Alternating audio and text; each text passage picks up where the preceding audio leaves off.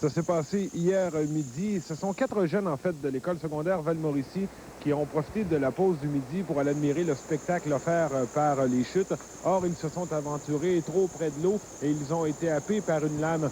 Il y a 3 d'entre eux qui se sont retrouvés à l'eau, 2 qui sont portés disparus, le 3e qui a été rescapé par un de ses camarades.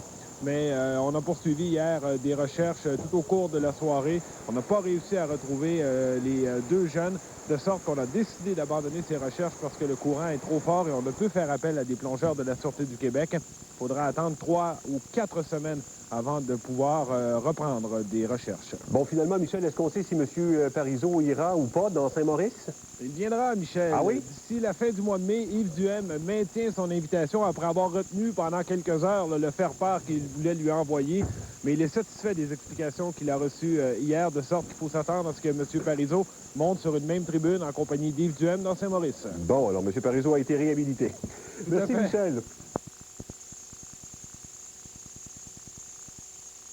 Ont été emportés par le courant. Un 3e a failli l'être, mais a été sauvé de justesse par le 4e copain. Et on apprend ce matin que la police a décidé d'abandonner temporairement les recherches. De retour à Guy Mongrain.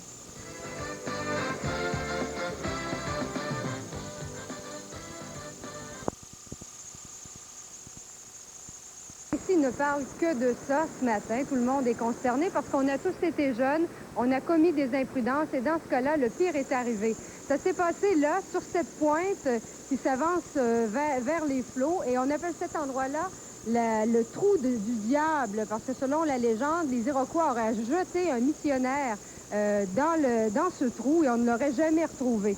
Alors les jeunes se sont aventurés sur la pointe, ils tentaient de défier les vagues et 2 ont été emportés par le courant. Un 3e a failli lui aussi connaître le même sort, mais heureusement son copain a réussi à le sauver. Alors c'est un peu ce qui s'est produit hier. Normalement, personne ne s'aventure sur cette pointe quand les eaux sont si fortes et si hautes.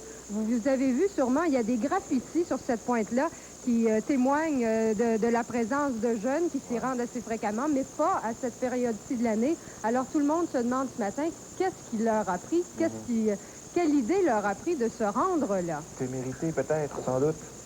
Sûrement, la témérité de la jeunesse. Merci Rachel. Merci. Bon week-end. Du lieu de l'événement, ils ont été jusqu'à la Gabelle. Ils ont vérifié les 2 côtés des berges, ainsi qu'il y a une petite île en bas près de la baie Shawnigan. Ils ont vérifié ça aussi. Ils ont vérifié aussi les courants qu'il y avait, les contre-courants, les remous. Et puis, ils ont décidé d'arrêter les recherches. Même en plongeant, ça aurait été peut-être dangereux, téméraire pour eux là, de se risquer à plonger là. Maintenant, à l'école secondaire Val-Mauricie, où les jeunes victimes étudiaient, c'est la consternation. Une de nos équipes s'y est rendue dès la rentrée des classes ce matin. Pierre Saint-Yves, c'est la commotion, on peut l'imaginer, à l'école que fréquentaient les victimes. Ça va de soi, Serge. La plupart des jeunes, des 1800 jeunes qui fréquentent cette école, ont appris la nouvelle en fin de journée hier en écoutant les informations.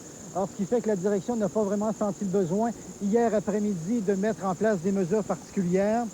Donc, une commotion ce matin dans toute l'école. Toute la communauté des élèves était affectée par ce drame. Les 4 jeunes impliqués dans l'accident étaient de 2e secondaire. Ils fréquentaient des groupes différents. Toute la communauté, donc, a été consternée. On a vu des jeunes se réconforter mutuellement ce matin à l'extérieur. La direction de l'école leur avait donné quelques heures là, pour absorber le choc. Est-ce qu'il y a un soutien psychologique qui sera donné aux étudiants qui connaissaient les victimes? Serge, la direction a mis en place des mesures particulières pour permettre aux jeunes d'absorber le choc, comme je le disais. Donc, des ressources ont été disséminées dans l'école. Des personnes sont à l'écoute des jeunes pour leur permettre d'exprimer leur peine. On a aussi observé ce matin 1 minute de silence à la mémoire des disparus.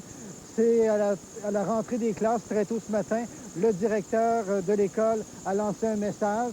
Je vous laisse écouter ce message et aussi ses commentaires sur les mesures qui ont été mises en place. Ce matin, je ne vous demande pas de comprendre, mais d'accepter ce qui ne peut plus maintenant être changé. Offrons à nos 2 amis une minute de silence et demandons-leur de nous aider à poursuivre toujours dans un respect grandissant notre vie de chaque jour.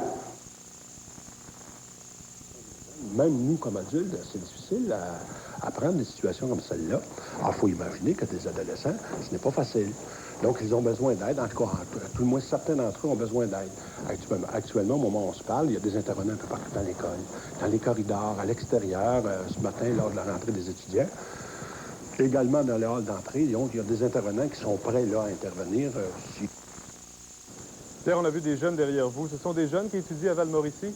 Non, Serge, c'est un groupe d'élèves de l'extérieur de la région. Ce sont des visiteurs qui sont en balade ici au Parc des Chutes. Par contre, ce matin, on a vu effectivement des jeunes de l'école Val-Mauricie venir se recueillir ici même à la mémoire des disparus. Merci Pierre Saint-Yves, au revoir. Au revoir.